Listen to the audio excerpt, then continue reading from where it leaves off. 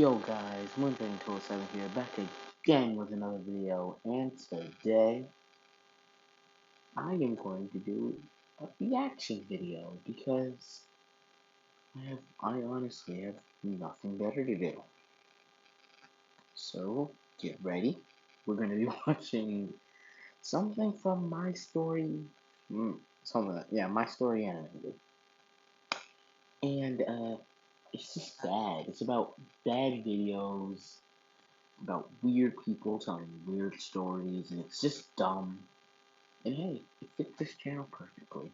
So anyways, without any further ado, let's get started with I Wish I Remain Blind, and Never Got My Sight Back, which is a title. Anyway, let's go. Experience that I went through. I lost my vision, but when it came back, I was devastated. You might find it weird to hear someone who used to be blind complaining about seeing again. Well, if you hear me out, you'll understand why I say that. I really won't. My story starts when I was 12 years old. My parents and I were driving out of town for my new baby cousin's christening. It was such an amazing day, and I had such a fun time seeing all my family whom I didn't normally see often. Plus, my mom and dad bought me this totally expensive and gorgeous dress.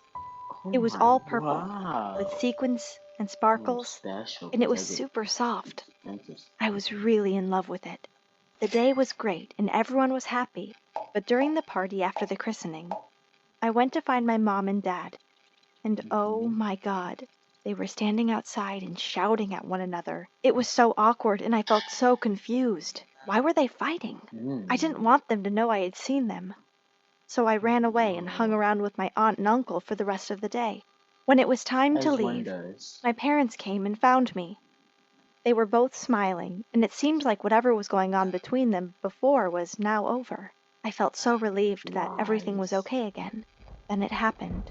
We were driving down the highway on our way home, and all of a sudden, bam! Another car slammed into the side of us. I don't really remember what happened very well.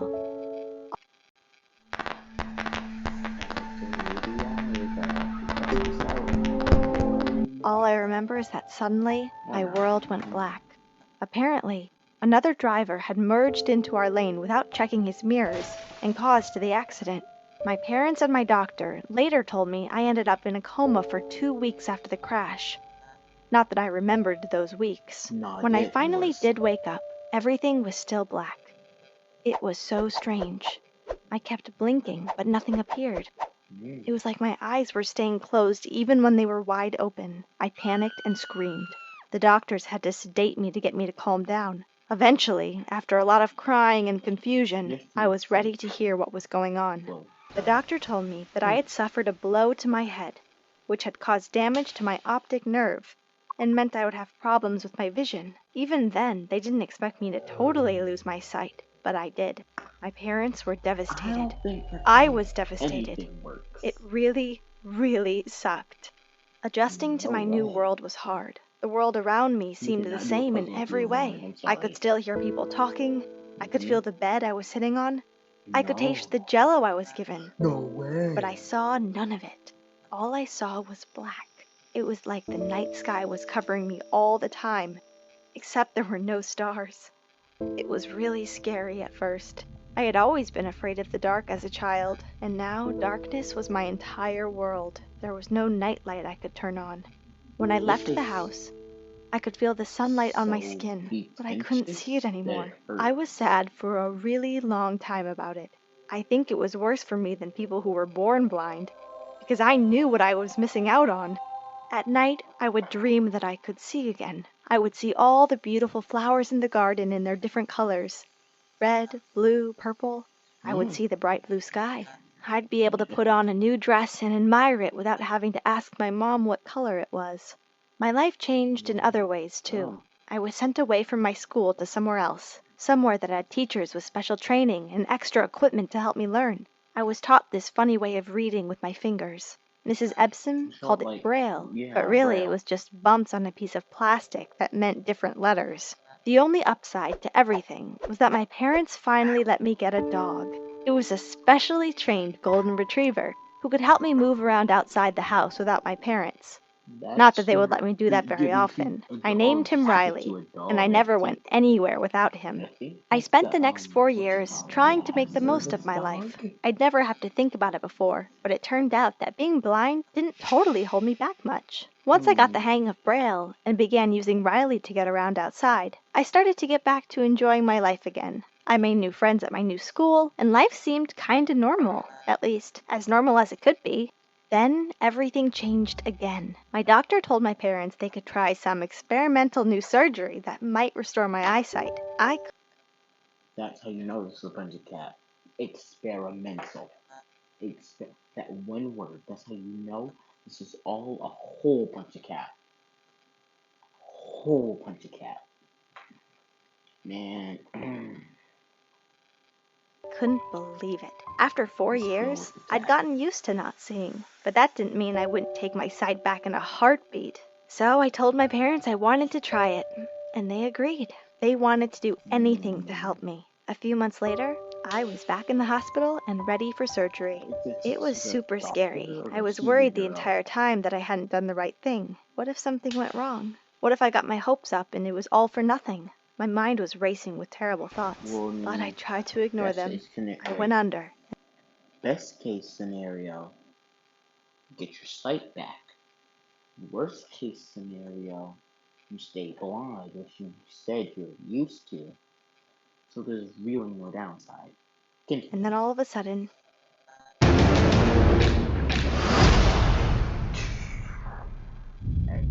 I was waking up again. Instead of darkness, I was surrounded by blinding white light.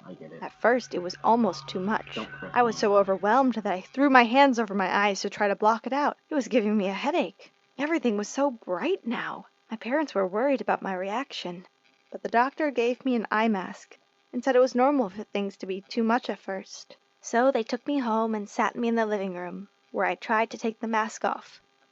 My parents left me alone so I could do it at my own pace, with no pressure. This time everything wasn't quite so bright.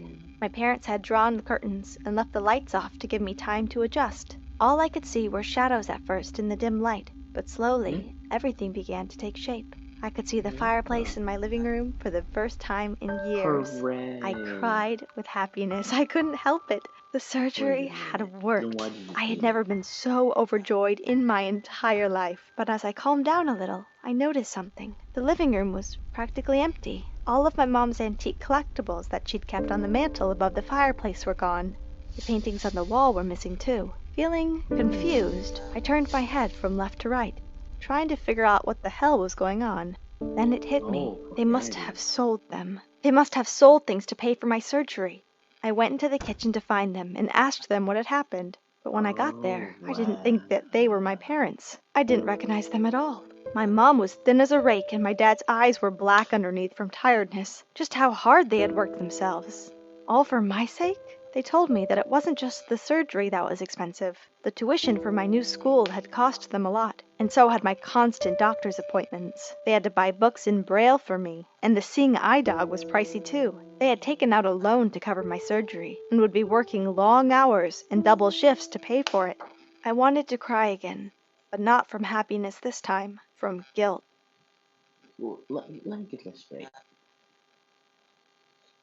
You felt this bad because your parents paid money because you went blind and got your sight back.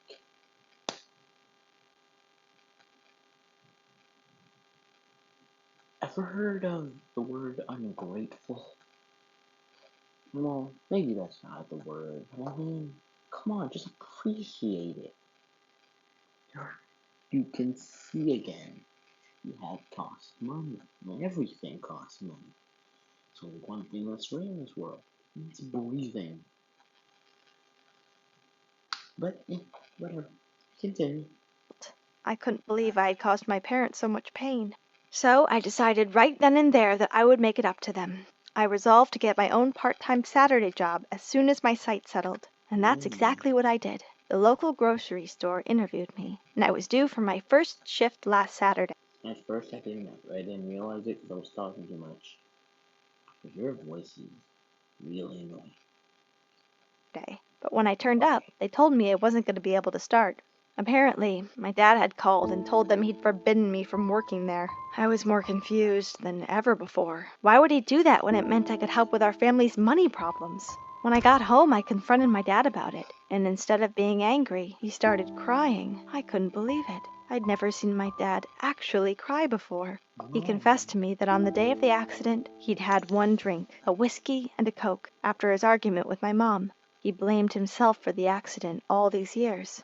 He thought if he hadn't had that drink, he could have swerved out of the way to avoid the other driver, or done something to help me from getting hurt.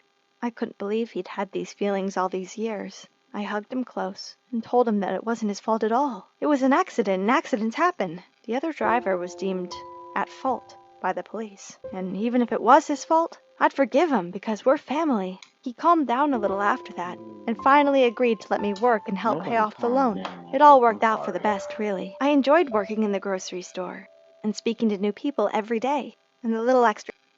It's hard to breathe, but that's alright.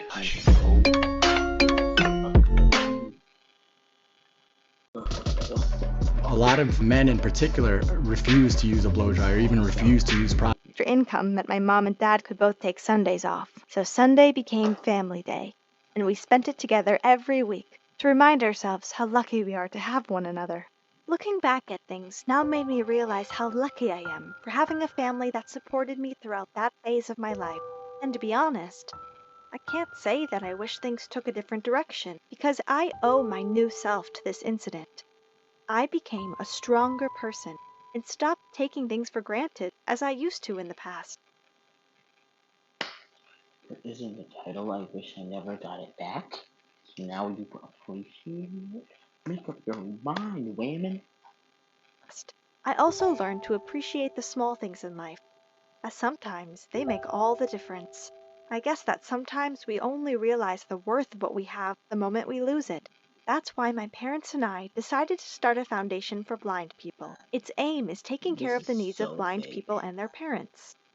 This way, we can ensure that the whole family will learn how to adapt to the situation together and go through the adjusting process as one unity.